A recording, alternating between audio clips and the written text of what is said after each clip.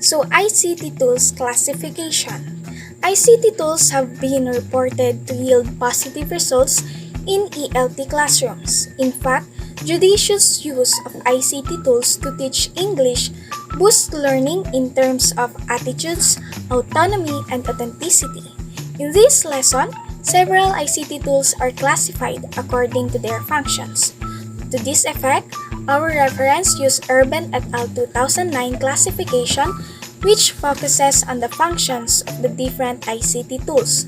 Also, for this lesson, I will discuss the 3 of the 6 ICT tools that are listed in the reference, naming e-creation tools, e-communication tools, and reading and writing facilitative e-tools. So the first one is e-creation tools. So those tools enable English language learners to be creative. They involve playing with and using language to create, explore, and discover while producing content and learning performances that can be measured. So e-creation tools help students engage in learning language while being creative in doing it. Aside from just learning how to speak English, by using these e-creation tools, the students will also enjoy and tend to be committed in doing it. So example of these tools include first, presentation software and exercise creating tools like Microsoft Word, Microsoft PowerPoint, Prezi, Powtoon, Canva, and others. So it is a software package used to display information in the form of a slideshow. It helps students to present information, presentation, and or other own understanding, which includes pictures and graphics. So of course, we use Microsoft Word to put our activities like essay and reflections. We also put designs on those. So we use Microsoft PowerPoint when we have reporting, just like what I showed you a few minutes ago. Prezi and Powtoon, on the other hand, are the same as what we saw on YouTube, where presentations are also created with animations, and on the other hand is Canva, wherein we can create posters, presentations, and other things that have in connection in using English language or even not.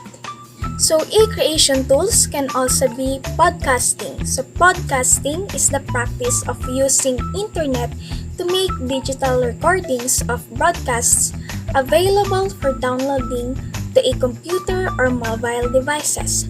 So for many, podcasting is a logical next step from blogging. So here, one of the main purposes of podcasting is to entertain its audience, but at the same time, it can be used for language learning.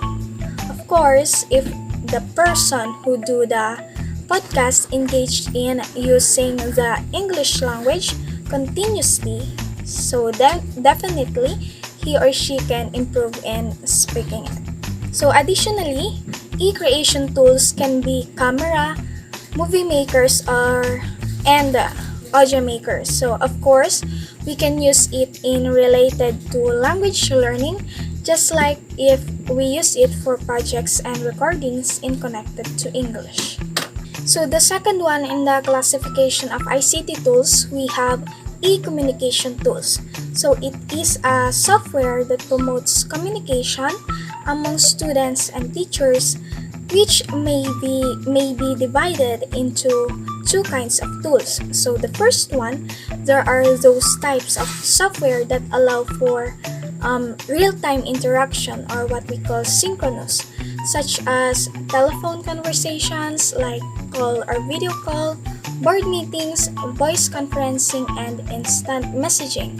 So some examples can be the Google Meet, where we execute our online discussion like this, Zoom meeting, video calls, and other online platforms that can be used through communication and language learning.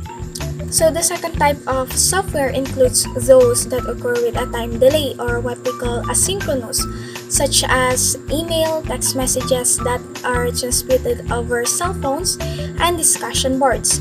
So of course, when we use app like email, we usually did not get an immediate feedback, right? Because we only send documents or maybe pictures and we have to wait for their response. Also, one of the familiar apps that we use as now aside from email is the Messenger. So Messenger can be both synchronous and asynchronous. In terms of video call, if your call is online, it can be synchronous, but if it is messaging or voice recording, it can be both, since it depends in the time interval of getting a reply. So in e-communication tools, we can practice both our speaking and writing skills when it comes to English language. So the third one is reading and writing facilitative e-tools. So some ICT tools can facilitate and boost the teaching and learning of writing and reading skills. Examples of these tools include online boards, online journals, blogs, wikis, and ebooks. So blogs, wikis, boards, and journals can be used to create digital material or portfolios online. They are spaces where learners work on collaborative projects. They can also be used for professional development or to summarize learners' work. Example of these tools are Blogger, Wikispaces, and Pensu. They can be accessed by following these links.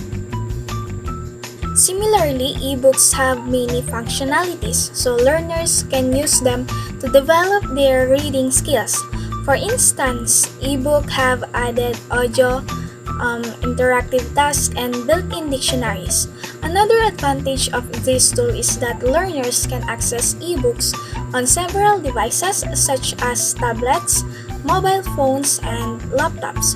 So back when I was in high school, we have this what we call ebook, wherein it is like a story in a document and you will pass it via Bluetooth. So you can browse it even if you are not online.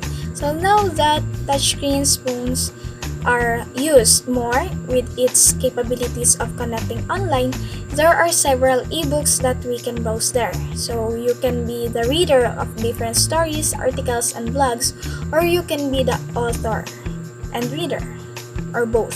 So for example, we have the Wattpad that is popular to the millennials. So Amazon Kindle, Apple Books, Apple eBooks, and so on. So these are the 3 of the 6 classifications of the ICT tools for language learning. I hope you can learn something from it.